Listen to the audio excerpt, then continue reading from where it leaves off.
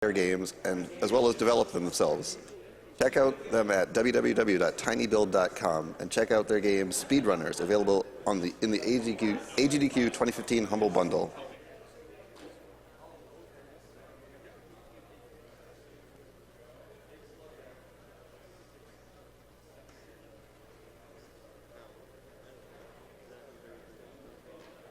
Another cool website to check out is the Yeti. The Yeti is a t-shirt site featuring an awesome new design every 24 hours for a low price. Yeti has partnered with us at AGDQ 2015, offering an array of shirts with $3 from every unit going to the Preventing Cancer Foundation. Check out the collection at theyeti.com/GamesDoneQuick.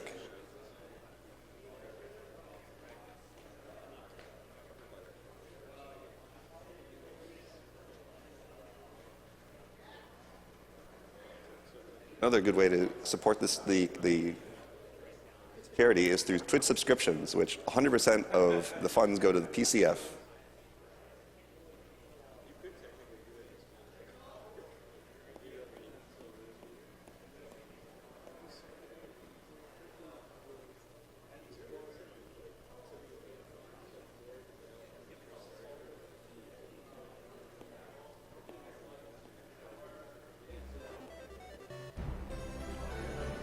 Doesn't have one. Yeah, it's okay. I know what they are. We only had 3.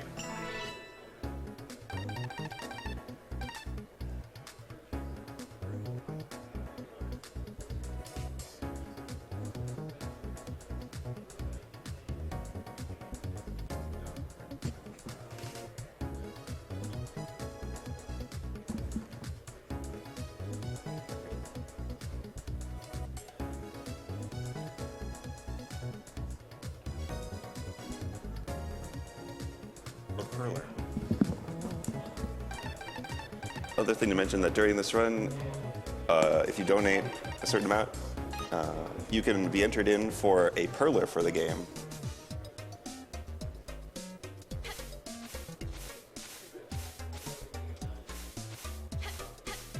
If you're a fan of Shantae, that's a great thing to add to your collection. $5 is the minimum bid for that.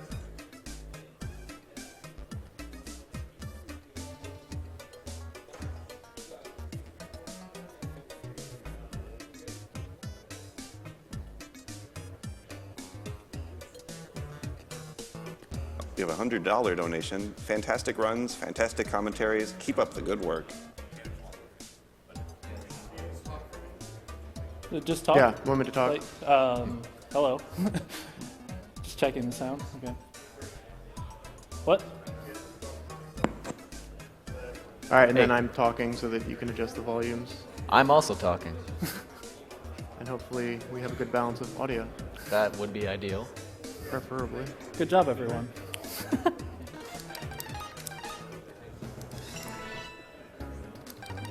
They haven't done it yet.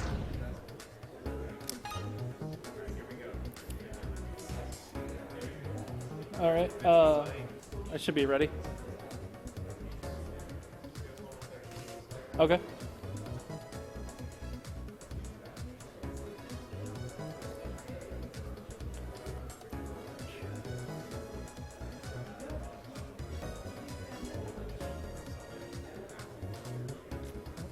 Oh, is the monitor? Okay. Yeah.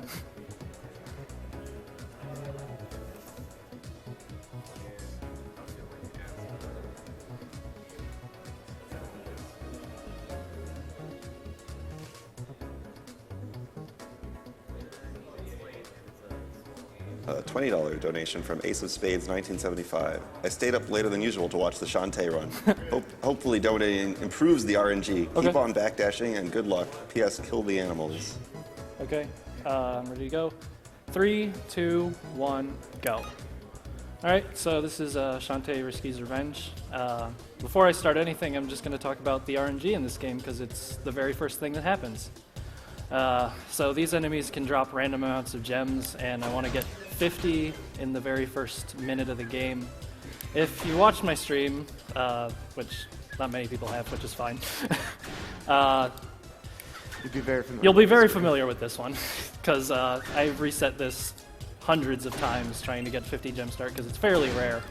I'm actually doing pretty good right now, though, so we'll see what I get. Alright, so 46 is pretty good.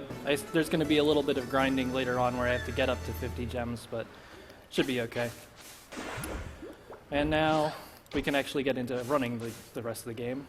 So I'm DevlJoe. I run this game and also its, well, sequel, which is the third game in the Shantae series. I'm Nosrafe, also known as Nos more frequently. I also run this game and Pirate's Curse as well. And I'm Caveman. I ran this game. I don't run Pirate's Curse. yeah. This is Mecha Richter. And one big shout out first is this game is actually available right now in the Humble Bundle. If you spend $6 or more, along with other games, and it's a really cool game if you want to check it out. If you enjoy the run, you can get it on the Humble Bundle right now for $6. Yep. So you probably noticed it already. Like Symphony of the Night, the fastest way to move in this game is backdashing.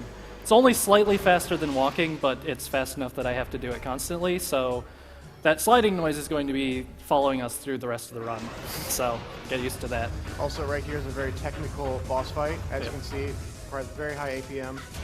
Yep. You have to walk forward and hit it a few times. There's no way to speed this up.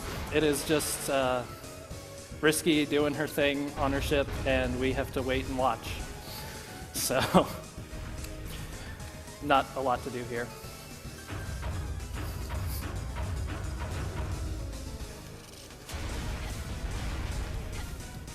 We have $52 from Brick Road. Hey Joe, good luck on the run. Here's $1 for every anchor we're about to see. Thanks, Rick Road. Other important note is that Shantae's crouching animation has butt wiggles, which is important. It improves the run when you do it. Yeah. That is factually proven. Right here, he's going to line himself up Oop. so that when he takes this shot here, or at the end of the scene, he doesn't take any steps forward because he's on the exact position in which he's going to be for this cutscene that just played. Yeah, it saves a few frames, which I then lost by skipping dialogue too quickly. So the skip dialogue button and the pause button are the same button, so if you see me pausing the game randomly, that's me skipping dialogue too quickly. It happens occasionally. There are different buttons in the DS version, though. I don't Yeah. know why they thought that feature needed to go. And you can't change it either. Yeah, something weird about it. I don't know.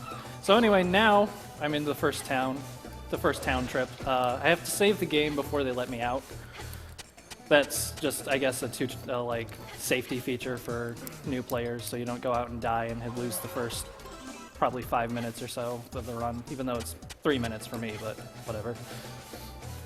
So, I don't have 50 gems. Ordinarily, I would go and buy something and then immediately leave, but because I didn't get 50 gems from the first group of enemies, I have to come out here and hope that these Naga enemies drop enough gems for me. And it looks like that was Wow. very That was fortunate, actually. Really helpful.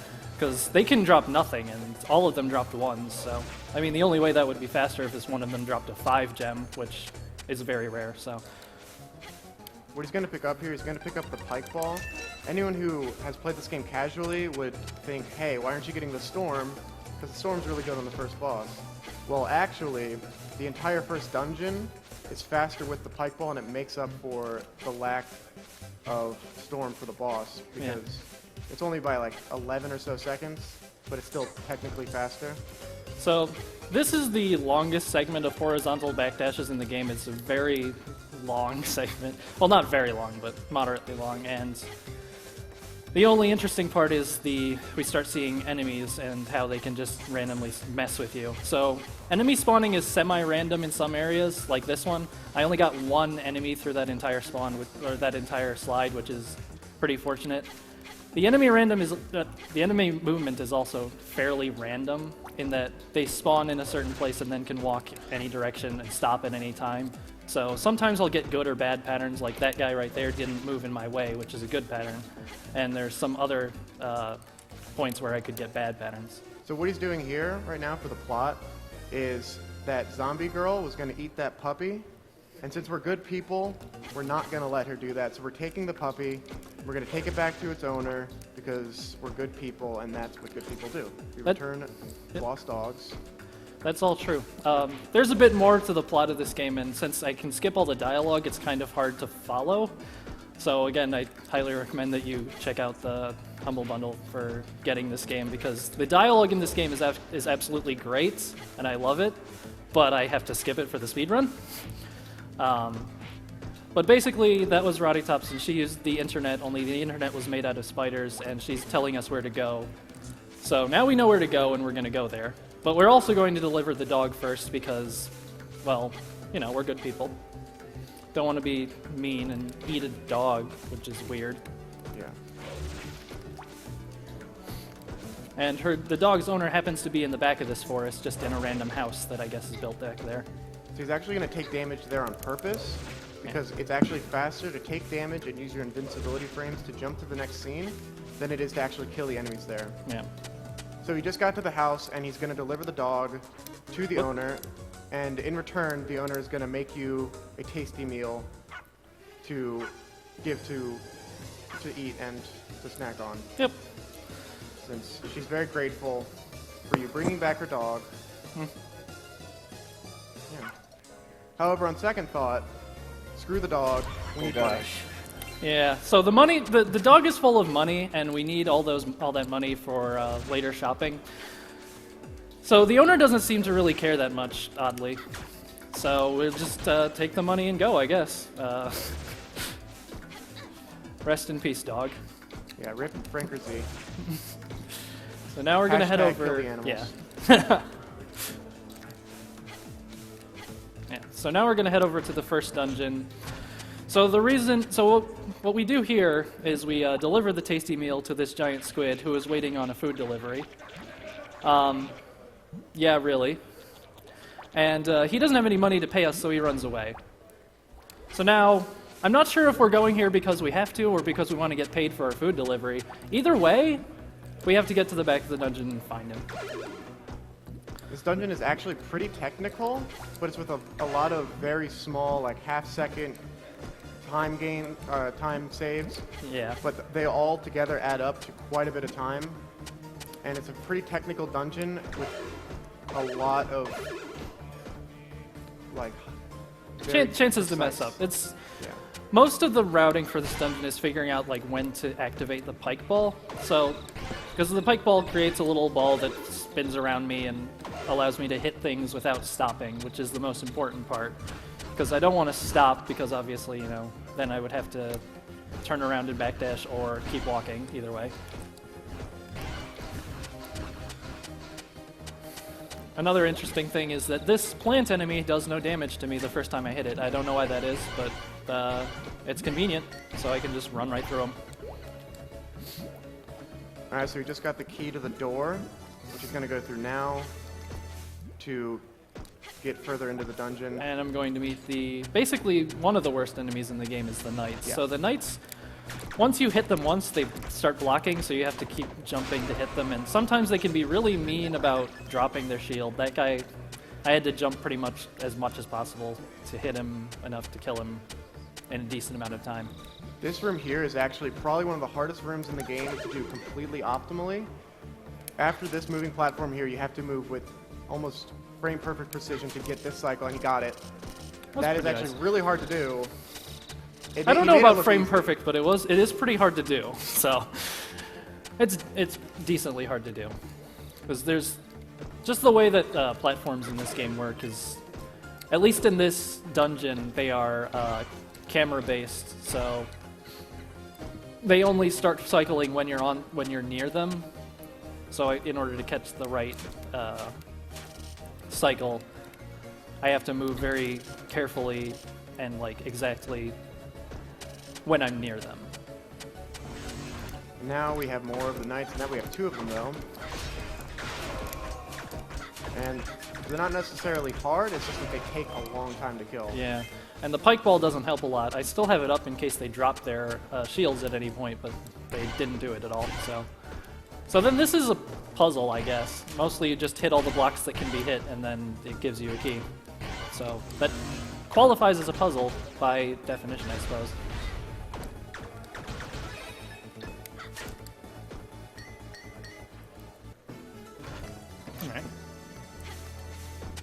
So now it's mostly just backtracking through the dungeon until I get a nice power up in the middle of it. So this would be a okay time for donations, if there's any. Yeah, definitely. Actually, I wanted to mention that we have a donation from our very own Professor Broman, who donates $1,000. Whoa! Wow. Hey everyone, I hope you have an awesome AGDQ. I sure am. Here's to beating cancer for good. AGDQ hype! Also put this towards Cloud being named Ferdy. Okay. $20 for the Shantae Perler. Oh, and stop cancer too. That is also important. $100 from Bug. I know this is a little late, but this donation is dedicated to Niflis, who is one of my major inspirations to become a game developer. This is also dedicated to my aunt, who did not survive after 4 years of fighting brain cancer, and my friend who did. So there's no way to one-cycle that platform, unfortunately. And now we're going to get the first power-up of the game. There's 3 of these, but this is the only one I'm going to get. And also, this is the only power-up, because there's also upgrades to all the power-ups, and I won't be getting any of those. You'll see why later. So this is the monkey form. That's kind of, I suppose, iconic for Shantae from the first game and this game. It allows you to jump slightly higher and climb up things. And your hitbox is half as tall, which is pretty helpful in certain areas. Yeah. And I think it runs slightly faster, but the transformation time makes it not worth it compared to backdashing, so we don't use it for movement very much. So that was basically the tutorial to Monkey. Jump back and forth, climb up some things. And then there's a little bit more here. Monkey's used just a little bit in the run, not nearly as much as they intended, but we still have to get it. And right here I pick up a magic jam. This is basically an item to buy unlockables later in the store. I need to get one of them, and that's the fastest one to get. There's something like, I don't know, 17 of them, I think? I've run 100% of this game before, but I don't remember off the top of my head.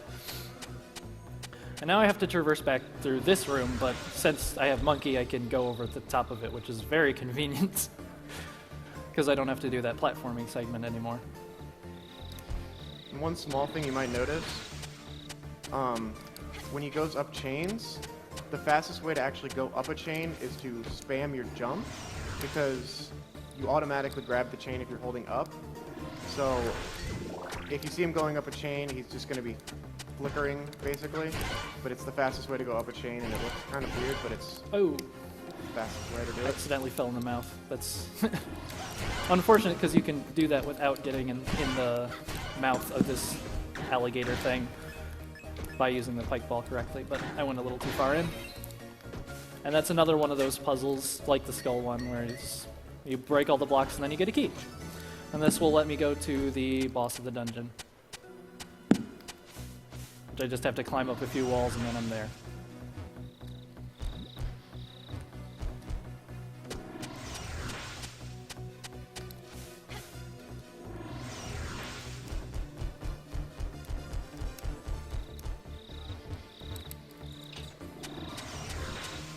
Alright.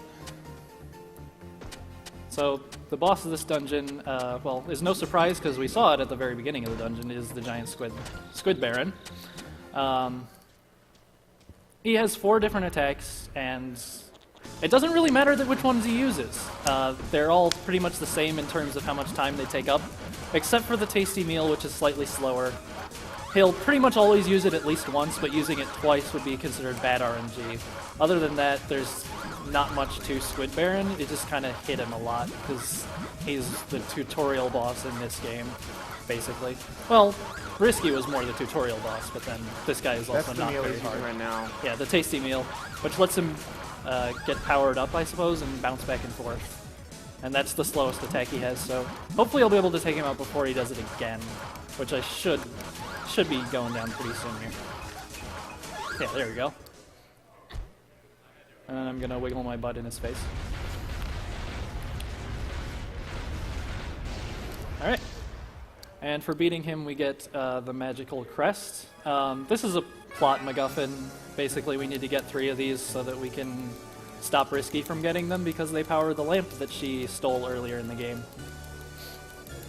That's basically all you need to know for the plot, because, hi Risky, bye Risky. Yeah, she just pops in to say, haha, I don't care that you're doing the thing you're doing, and then leaves. Which is cool, I guess. Now what he's doing is he has to go back through the other way of the dungeon, or the forest, and where he's going next is he's going to go to the other side where he was farming those Nagas, and what he's going to do is he's actually going to warp towards the other side of the forest. The warp system in this game actually functions differently from the DS version, where the DS version, all the warps were in pairs, but however in this game, all the warps can warp within each other, which makes this version significantly faster for any percent. He's actually going to pick up this heart here just for safety, since it's marathon strats. Yeah. So this is the Steam version that was released last summer. The other versions are the DS and iOS versions, which came out much earlier, but this version is the fastest. So this is the one that we run. This is also the most convenient one to stream, which is purely coincidence, I promise. So for now, it's mostly just going to be traversal until a difficult platforming section in a minute and a half or something. So if there's any more donations we could do another couple here. All right, we have $50 from Bash Fluff. My grandma lost her life to cancer just a few years ago. Thank you for doing what you're doing, thank you for doing what you can to create a cancer-free future. Kill the animals. $50 from Zephyrs. 50 for 50 DevlJoes. Get hype for Risky's revenge. 8 anchors the dream. Thanks, Zeph. That's another runner for this game. So this is the last shopping trip. I know this is only the second shopping trip, but this is all that I need to buy for the rest of the game. Is a bunch of potions and Pike 2. Pike 2 has the same functionality as Pike 1, but there's 2 of them. And that's it. So coming up here is probably the most difficult platforming section in the game.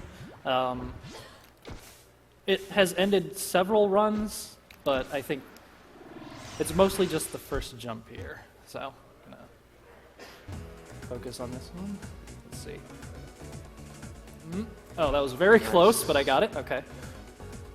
So that first jump has to be done very, very close to the edge of the platform, or else you won't hit the moving platform. Okay. And there's no way to early cycle this either.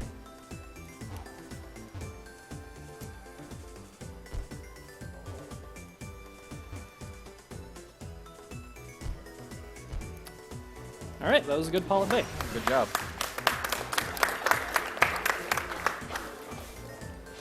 Okay. Now what he's got to do is he has to go find the mayor to the town, but mayor's not doing anything. He's out here sunbathing, and he gives you the town deed. So the mayor is tired of all the nonsense happening with pirates raiding the town and whatever, and us not protecting it. So he decided to sell the town to the Ammo Baron, who's another character that we're going to go deliver the deed to, because even though the mayor technically fired us at the beginning of the game, we're still doing jobs for him, I guess. I don't know. I guess we just don't have anything else to do.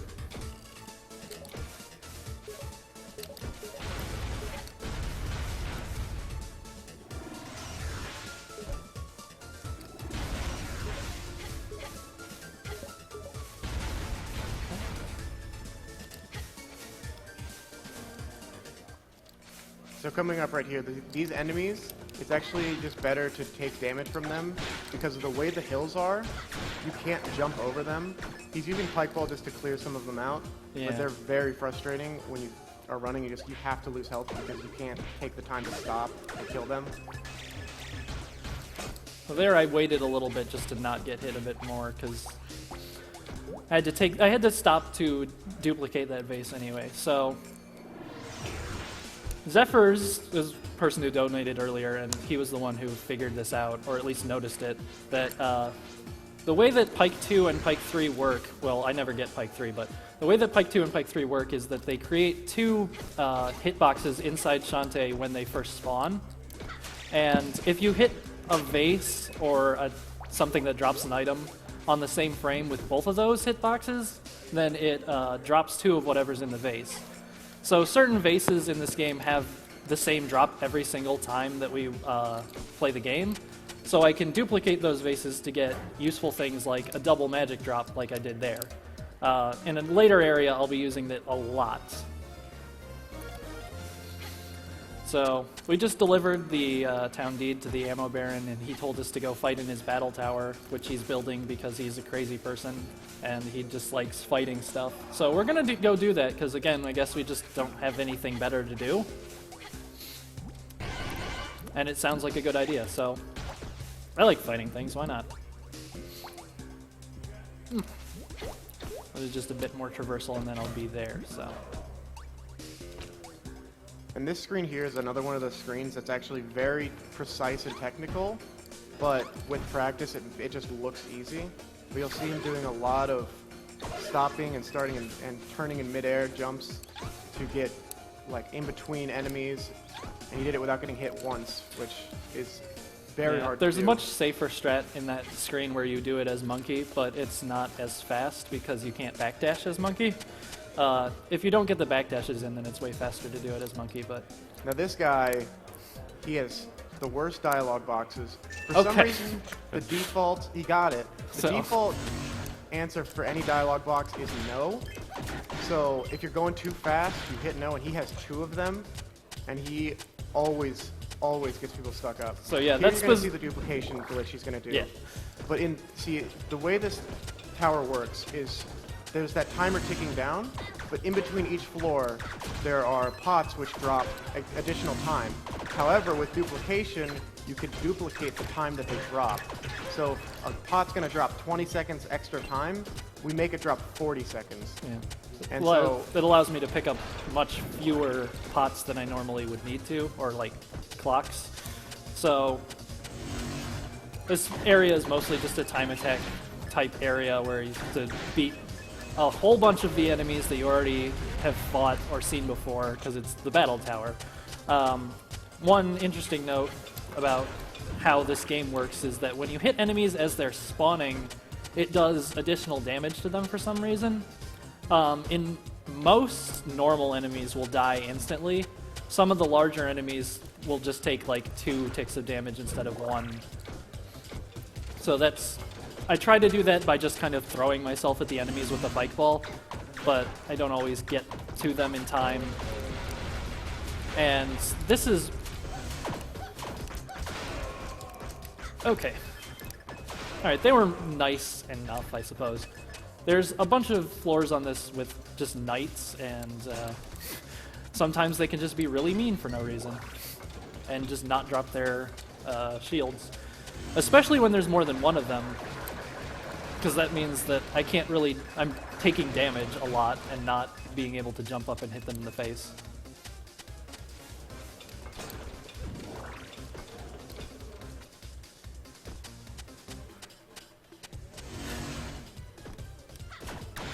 Alright, so I think that's good for now. You could do a couple more donations because there's 11 floors to this and I'm on the 7th one, and I probably won't need to talk until like the 11th one because this is mostly more of the same. All right, we have $51.51 from S. Bahamut79. Greetings from Canada, staying up for this. Second year watching, second year donating. Donating for Shantae game here and look forward to Half Genie Hero next year.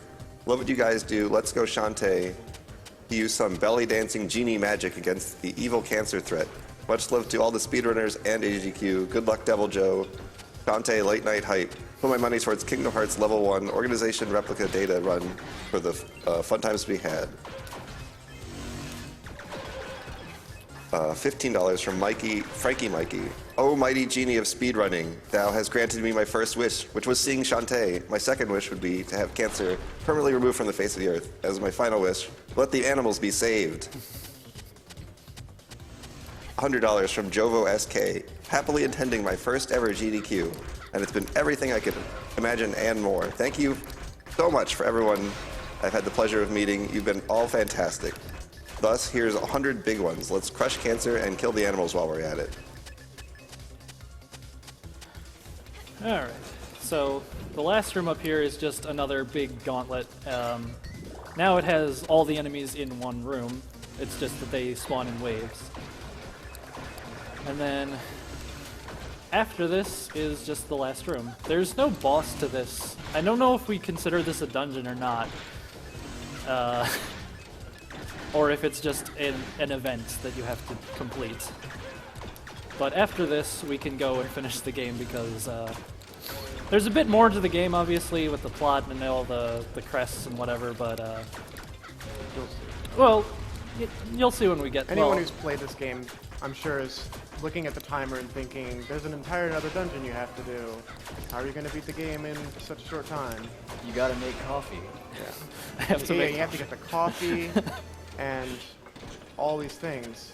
Well, there's a trick to it. there's something Also, there special. was a crest at the top of the tower. The Ammo Baron doesn't actually know that the crest has any significance. He just put it up there because they needed a prize at the top of the tower.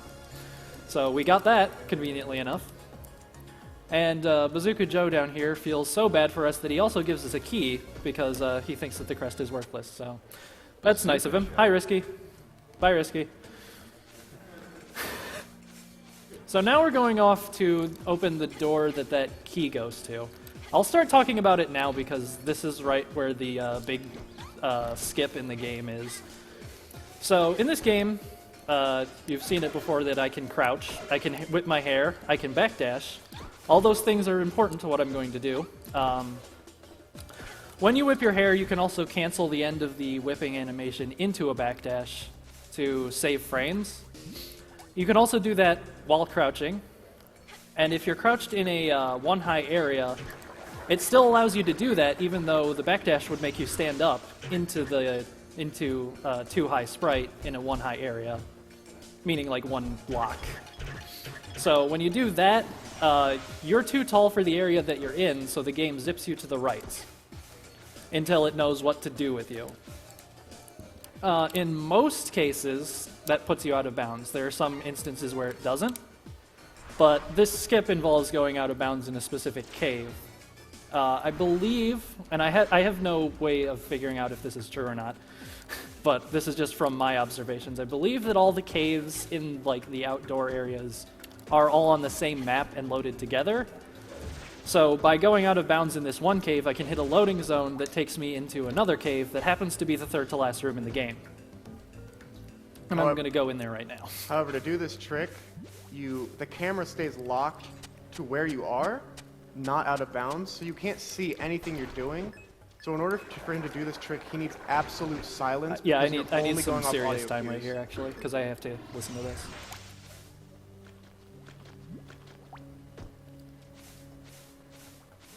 Okay.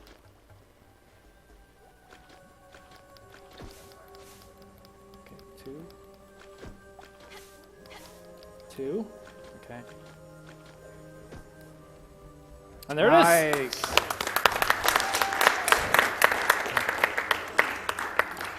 So yeah, this is the last save room in the game. There's a whole lot of stuff. There's like 2 collectathon type deals in the intervening time, another dungeon, and 1 5-minute long auto-scroller, and we skipped all of that by Mostly just... auto-scroller. Yeah, mostly the auto-scroller, because nobody likes playing the auto-scroller. So that saved maybe like 30 to 40 minutes, depending on how fast you play the other parts. So that's pretty nice skip. You're actually going to see him do the zip right there. There's another zip right there. It's one of those instances where it sends you to the right, but it doesn't send you out of bounds. And now all those characters that we met during the game, as you can see. Yeah. So the plot is now a little hard to follow, considering that we skipped a large portion of it. But basically what you need to know is that, well, we have 3 crests suddenly, and we gave them to Risky because she took a hostage, which is our uncle. And now we have to fight her again. This, I suppose, is the moment of Risky's revenge. It's also the moment of Risky's RNG. Yes, so this fight is, again, like the first one, not particularly challenging, But long and but this one is much longer, because she can do that, anchor. The anchor is entirely random, and you can't hit her during it. She can do up to 8 of them, and every single one of them is just a time waste. So, how many do you think I'm gonna get? I'm going with 6. I'm gonna say 4. 10? You can't do 10. I'm liking 3. 3? All right. So we'll see. We're on 1 already. He so. can't get 8. 7 is the most he can get because he No, got 1. well, He yeah, can get 2 yeah. per cycle. I can only get 2 per cycle because she can only show 2 anchors without also showing a barrel, which is the barrel is when I have to hit her, and I have to hit her 4 times. So that was number 2. And this is number 3. Up 3. That's it. They're done. Oh Barrel dear. City coming up. If only. That would be nice. It's possible to get up to 8. It's possible also to get 0. I've gotten 0 once in like the hundreds of hours that I've run this game. It's extremely rare. And how many times would you say you've gotten 8 barrels? Or 8 anchors? Twice, actually. So this is the other big RNG in the game. There's RNG at the very beginning and the very end. Which is a little inconvenient. Alright. So we're She's capped pretty at friendly there. yeah, we're capped at 5 now. So anyone who guessed over 5.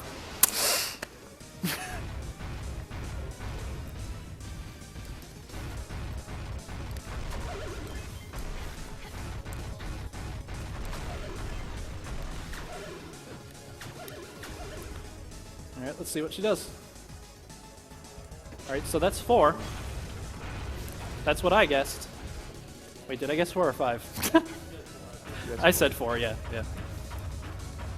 Alright, barrel. Yeah! Alright. Alright, I got it. Now what she does here is she takes all, well it's supposed to be all 3 of your genie powers, but we only got 1 because that's all we needed. So, She takes all of your genie powers away from you with the magic lamp and creates this Nega Shantae, as they call it. yeah. And it's a Shantae that uses all of the powers that we have, and you'll see them here. She's much better at them than I am, actually, which is unfortunate. So, Nega Shantae has a lot of health. 400 to be exact. Yeah, I've heard the number 400 tossed around. I don't know who got that number or where it came from, but I've never counted, so I'm going to believe it, I guess. That's basically it as far as what she does. Well, you haven't seen the mermaid yet, so that's the it. She has all the abilities that I would have gotten. There's the monkey, and then that's the monkey bullet move that I would have. She has the mermaid, and then the mermaid bubble move, which I also don't have, and the elephant, and the ability to stomp as an elephant to break blocks below you, and I have none of those.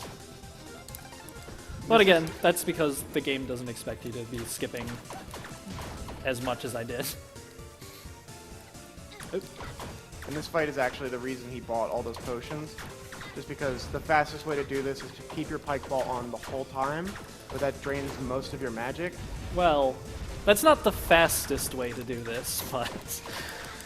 And when you get to half her health, she switches to phase 2, which is basically just...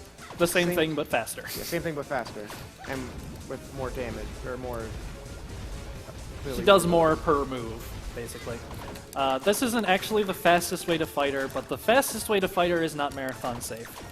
So there is a trick quick kill in this that we more or less have figured out, but it is frame perfect, RNG dependent, and you have to take damage to attempt it. So it's not at all safe to try.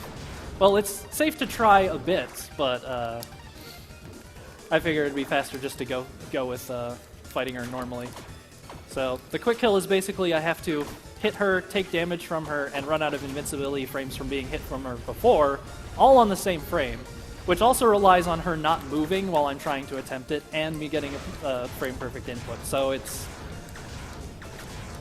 possible. We have somewhat of a setup for it, but it's not something that I'm attempting right now. So And Get ready on time soon. Well, yeah. Time is going to come up as soon as she starts exploding. I have a bit more to go. She doesn't have a health bar, but I have a general sense of where I am in terms of how much health she has. There it is, time. That's pretty nice. That's pretty good.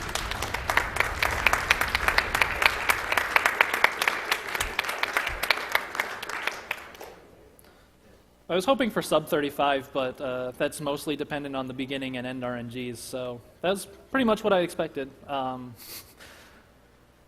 And there's just credits after this, so. But at the end of the credits, there's... Well, there's the end credit picture, and there's the in-game time. Yeah. But, Gotta get the in-game time. well, You don't want to see the picture, you want the in-game time. I know. Yeah, we need the in-game time. okay. And if you think this game looks interesting, you can get this again on the Humble Bundle right now for $6, along with speedrunners and a couple other things. Check the Humble Bundle website. You can get it there. And I believe part of those funds go to the charity. Correct me if I'm wrong. They could probably do it better than that, than you. But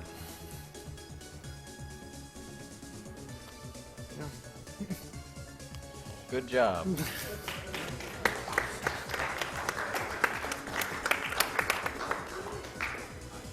just sitting through the credits. Do like 2 or 3 donations for the in-game the time. the end game screen, I guess.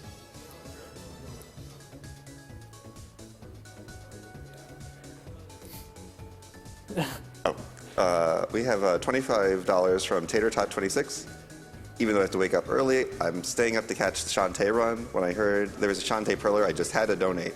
Best of luck to DevlJoe on the run. Here's to good RNG. And just a reminder that if you want in on the perler, it's a $5 minimum donation. And any amount over that, regardless of what you put it towards, puts you in for that.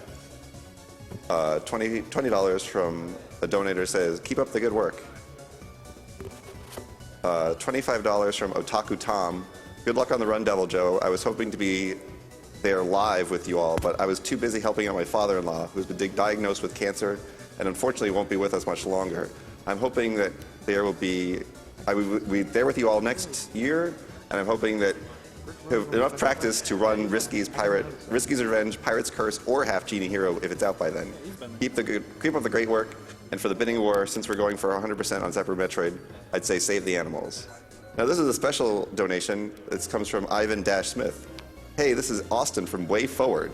Thanks for playing Shantae this AGDQ. I wish I could play Risky's Revenge that fast.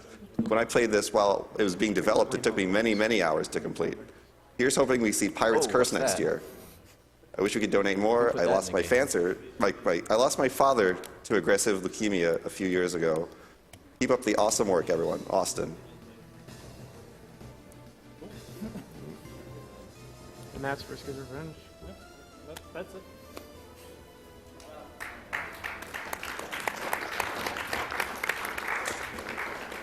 I don't really need to explain how the in-game timer works now. It's different. All right, everyone. That was Shantae's Risky Revenge by DevlJoe. Up next, we have Scapegoat 2 by Stinger PA and Voulagen. So while we start setting that up, we're going to be going to a quick commercial, and I hope you stick with us for the great scapegoating that will be coming up shortly. So stick with us, and see you soon.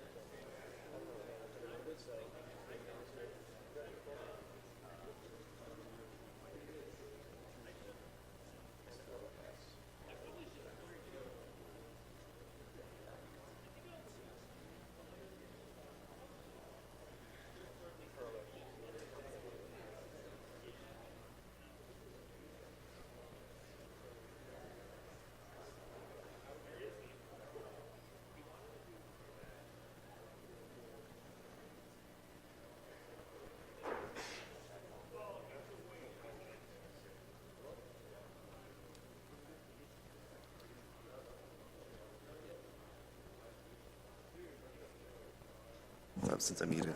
They can really yell. So we're back. We have $50 from Travis M. Shantae is one of my all-time favorite series. I love getting to see the game get pulverized.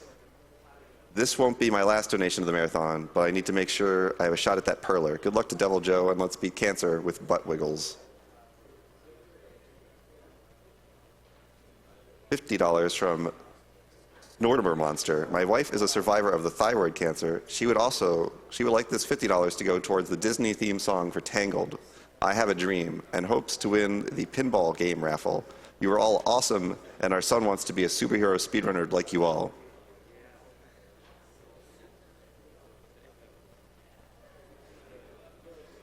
$50 from Iko Kazumi. Have work in few hours. Worth it to see the Shantae run live. $22 from Jazz. Thank you for being awesome, guys. I intend to watch as much of the marathon as I can. It's all a good thing. I hate sleep. Kill cancer. $20 from Molderman. Aw, yeah, go Shantae. Such a fun series. Go kick butt time-wise. And kick cancer's ass while you're at it. $25 from Sean B. Hi there. Been watching a bunch of the uploads and beginning super hyped to be able to finally watch AGDQ live. I love Shantae, Risky's Revenge. Having lost a grandmother to lung cancer and had 4 of my grandparents, 6 children, including my dad, have cancer in some way, shape, or form, this is a cause that hits very close to home. Cancer sucks, and no one should have to deal with it anymore. Thank you for the awesome running and all the work you guys are doing for it. $120 from Balthazar, 228. Shantae hype. This game made me so happy, but the final boss with no damage and the speedrun goal on iOS made me so salty. I'm so pumped for this series to finally get some love. I've been following it since the Game Boy release and can't wait for the Half Genie Hero. Keep rocking. Put this towards taunting the animals and